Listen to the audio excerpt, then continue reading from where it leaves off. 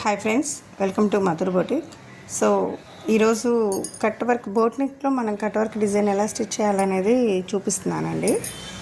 So pasting మనం add చేసేసుకొని ఇలా కట్ వర్క్ నిదానంగా ఆ కర్వ్స్ దగ్గర పాయింట్ పెట్టుకొని మళ్ళీ కర్వ్ స్టార్ట్ చేయాలి.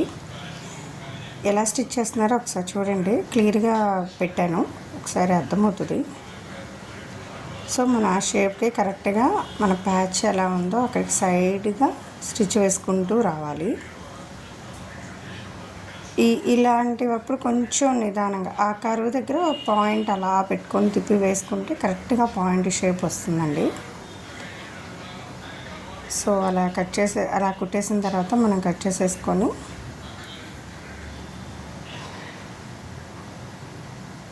ఆ క్లాత్ కొంచెం ఒక 1/2 ఇంచ్ ఉండేటట్టు క్లాత్ ఉంచుకొని సైడ్స్కి షేప్ వచ్చేలాగా కట్ చేసుకోవాలి. ఒక 1/2 ఇంచ్ చాలండి, మనకి అక్కడ క్లాత్ ఉంటే ఖర్చు ఉండాలి కదా మనకి తిప్పుకోవడానికి. సో కట్ వర్క్ దగ్గర కూడా అంతే, కొంచెం చూడండి ఎలా నిదానంగా కట్ చేస్తున్నారో సేమ్ మీరు అలానే అంత నిదానంగా చేస్తేనే ఆ కర్వ్ అంత పర్ఫెక్ట్గా వస్తుంది.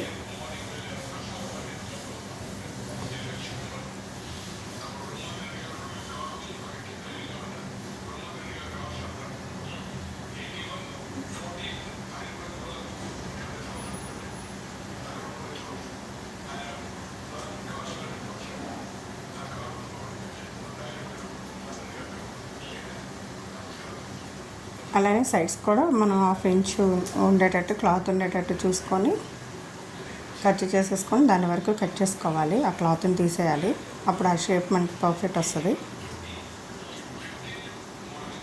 సో ఆ కర్వ్స్ ఎక్కడనే అక్కడ ఒక చిన్న ఘాటు మన సిజర్తో చిన్న ఘాటు పెట్టుకుంటే అక్కడ షేపు కర్వ్ నీట్గా పర్ఫెక్ట్గా వస్తుంది. ఆ ఘాటు పెట్టలేదు అనుకోండి, అక్కడ మనకు అంత పర్ఫెక్ట్ షేప్ రాదు.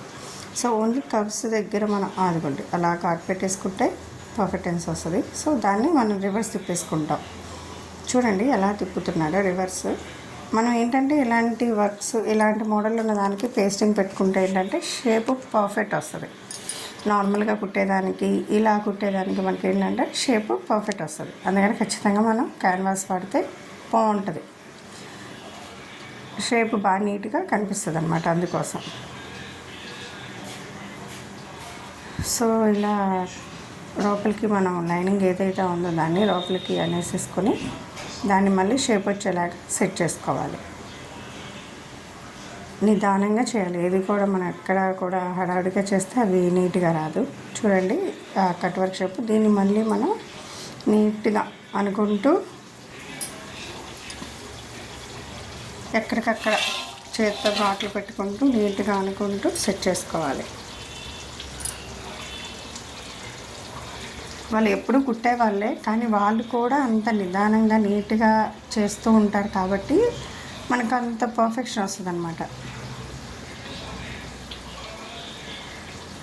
మన కట్ వర్క్ షేప్ నీట్గా కనిపించాలి కదండి, దానికి ఎక్కడ కరువు దగ్గర మనం ఆల్రెడీ సిజర్తో కొంచెం కట్ చేసి అక్కడ కొంచెం నిదానంగా సెట్ చేసుకొని ఒక్కసారి మనం ఐరన్ చేసేసుకొని